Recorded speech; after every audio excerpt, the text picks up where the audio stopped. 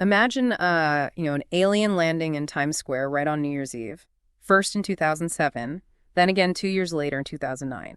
The crowds are going crazy, the lights are dazzling, everything feels the same, that crazy energy. But then you look at the economic data, and it's telling a completely different story. Like a story of total devastation. How is that even possible? It's a pretty mind-bending concept, Yeah. but that's exactly what we're going to dig into today. Yeah, we're diving deep into Chapter 18 of Morgan Housel's The Psychology of Money. It's called When You'll Believe Anything. It's a really fascinating chapter. It makes you think about how our minds deal with things like uncertainty and risk, especially when it comes to money, and the stories we tell ourselves about money. I love that alien analogy that Housel uses. It's such a great way to show how our perceptions, especially about complicated things like the economy, can be so different from what's actually happening. What the numbers are actually saying. Yeah, and what's interesting is that even though there was real progress made between 2007 and 2009, the main narrative, the story everyone was telling, was all about financial crisis. And that fear, that narrative of fear, ended up making things worse. It's like we're programmed to believe stories, even when they go against the facts. But why is that? Why are we so drawn to narratives, especially when it comes to money? Well, money's tied to so much, right? Security, future plans, our dreams, it's all mixed up with our emotions. So when things feel uncertain financially, It's natural to want an explanation, anything that makes us feel more in control. even if that explanation isn't totally true. Exactly. Housel calls these appealing fictions, but can you give me an example of what he means by that? I think it's something a lot of people can relate to. Absolutely. He talks about this woman, she was over 100 years old, and she was featured in a documentary called How to Live Forever. She truly believed that Armistice Day meant the end of all wars. Wow. A nice thought, but obviously not true. World War II started just a couple of decades later. That's a powerful example. It's like even when we see evidence that something's not true, we still might choose to believe the story that makes us feel better, the story that gives us hope. And that can really affect our decisions about money. Oh, absolutely. If we're holding on to these appealing fictions, we might miss important information or misunderstand the data and end up making choices that aren't good for us. So how do we start to see these appealing fictions in our own lives? Like, what are some warning signs we should look out for when it comes to our finances? One big one is the promise of huge returns. Those get-rich-quick schemes or market predictions that just don't seem realistic. Yeah, if it sounds too good to be true. It probably is. I think we've all fallen for those tempting narratives at some point. Who wouldn't want to believe there's a secret formula for getting rich? Right. But those promises often ignore the risks. And all the complicated stuff that's really going on in the financial world. Housel usually compares it to the plague in London back in the 17th century. People were facing this terrifying threat, and they didn't have much information. So they would cling to any possible solution, no matter how crazy it sounded. It makes sense. When there's so much at stake and you don't have the information you need, you'll believe almost anything. That's a scary thought. So in a way, not having enough information, combined with those high stakes, can make those appealing fictions even stronger. And when we're talking about our finances, those stakes are really high. It's our well-being, our future, our ability to take care of ourselves and our families.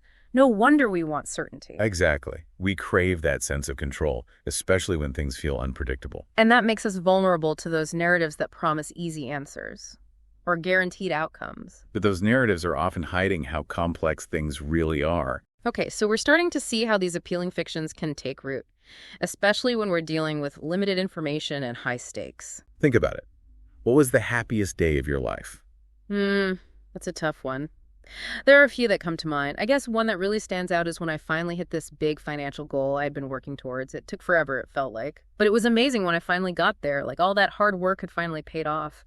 But looking back, I can see how some of the choices I made along the way were probably influenced by how much I wanted to succeed. That desire for security and achievement. It's a great example of how powerful our emotions can be, especially when it comes to money.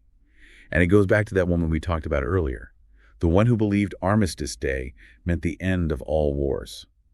It shows how our desires can shape how we see reality. Yeah, it's like we create these stories in our heads, these stories about how things should be, and then we get disappointed or even make bad decisions when things don't turn out the way we expected. Right, and those expectations are often shaped by the narratives we've absorbed over time. So we've talked about how the allure of big returns can feed into these appealing fictions, but what are some other ways these narratives show up in the financial world? Well, think about all those financial gurus you see on TV. They always present their strategies with so much certainty, like they know exactly what's going to happen. But the market's unpredictable. Housel says we can't really grasp the odds of something like a 1% chance happening. It either happens or it doesn't.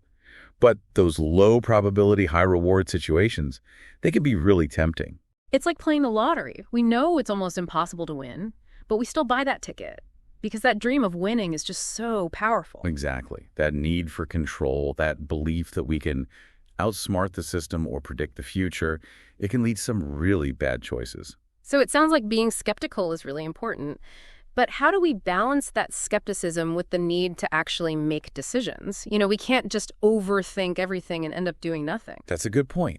It's not about being afraid to take any risks. It's about understanding what we don't know, recognizing that there's always uncertainty in the markets, and knowing that our own biases can cloud our judgment. Housel tells this story about a man named Ali Hajaji. He was a villager in Yemen, and he used this folk remedy to try to cure his sick son. He actually shoved a burning stick into his son's chest. And when someone asked him about it, he said that when you don't have medicine, you'll believe anything. It's a pretty extreme example, but I think it shows how desperate we can get for solutions, especially when the stakes are high, we don't have enough information. It's a basic human instinct. And when it comes to our finances, the stakes can feel incredibly high. Yeah, we're talking about our livelihoods, our futures, our ability to take care of the people we love. So it makes sense that we'd be drawn to anything that promises control or predictability. But as we've been talking about, that desire for control can make us vulnerable to those appealing fictions, those stories that simplify complex situations, or promise outcomes that just aren't guaranteed. Right. He actually uses the Federal Reserve's 2007 economic growth prediction as an example. They were way off. They totally underestimated how bad the recession was going to be. And it wasn't because they were incompetent. It's just really hard to make accurate predictions about the economy. It's so complex. And it's driven by human behavior, which is inherently unpredictable. So even the experts can get it wrong. It makes you wonder how any of us can make good financial decisions when there's so much uncertainty and potential for mistakes. Yeah, it's kind of unsettling when you think about it. Yeah. That even the experts can get things wrong. And that's exactly why it's so important to understand the psychology behind our decisions. Right, because it's not just about the numbers. It's about recognizing our own biases and how they affect our choices. I really like how Housel compares the accuracy of NASA's New Horizons spacecraft reaching Pluto to the uncertainty of trying to predict the economy. It's a great comparison. Astrophysics follows these fixed laws. Yeah. But finance? Well, it's messy. It's all driven by emotions and biases and unpredictable human actions. So even with all the data and fancy models, we have to be realistic about what we can actually predict. Yeah, we can't expect to always get it right. It's kind of like trying to predict which way a leaf will fall on a windy day. Exactly. You can make a guess, but you never really know for sure. And yet we crave that certainty, especially when it comes to our money. It's true. Those confident predictions can feel so reassuring, even when they're not based on anything solid. So how do we make good decisions in this world of financial information? How do we find that balance between taking action and being cautious? I think the key is to shift our focus.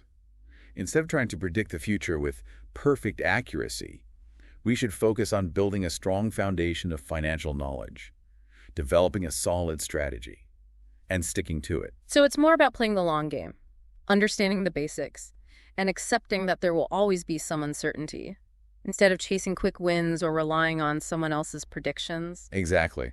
Housel also talks about the importance of acknowledging the role of luck, both when things go well and when they go wrong. Yeah, it's easy to take credit when the market's doing well, but we forget how much of it is just luck. Right. And then when things go bad, we often blame outside forces or bad advice. But we don't always recognize our own role in the decisions we made. It's all about finding that balance, taking responsibility for our choices, while also recognizing that we can't control everything. So how do we get more comfortable with uncertainty? It starts with awareness, recognizing that we all have these biases, these tendencies to create stories that fit our hopes and fears. Once we see that, We can start to question those stories, challenge our assumptions, and make better choices. it's like Housel's young daughter.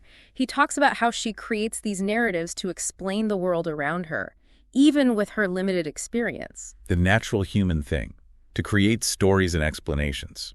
But when it comes to our finances, we need to be careful that those stories aren't leading us astray. They need to be grounded in reality. So instead of searching for certainty, we should learn to embrace the uncertainty Approach it with curiosity and a critical mind. and focus on what we can control. Our knowledge, our strategy, and our goals. This deep dive into the psychology of money has been so insightful. It really has. We've learned how narratives and biases and our desire for control can have a huge impact on our financial decisions. Like a fascinating topic. And we hope this discussion has given you a better understanding of how your mind works, especially when it comes to money. As we wrap up, we want to leave you with this. What stories are you telling yourself about your finances? Are they based on facts? Or are they driven by wishful thinking or fear? By questioning those stories and taking a more informed approach, you can take control of your financial journey and create a more secure future for yourself. Until next time, keep learning, keep questioning, and keep exploring the fascinating world of money and the mind.